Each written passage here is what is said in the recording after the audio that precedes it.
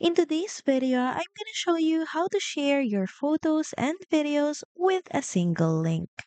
First, open up your browser and head over to drive.google.com and log in to your Google account. Now, once inside, head over to My Drive and click on the New button. So here, click on New Folder.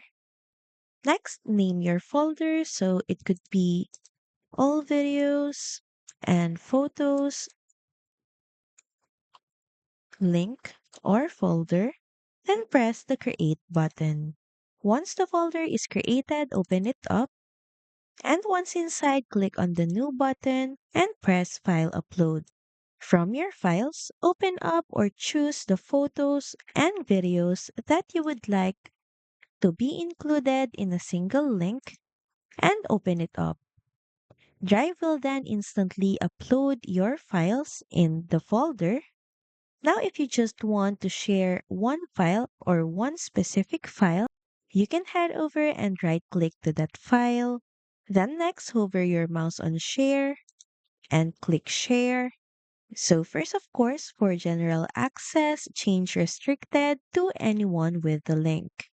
Now copy the link, and now wherever you share this link, they will have an access to that specific file.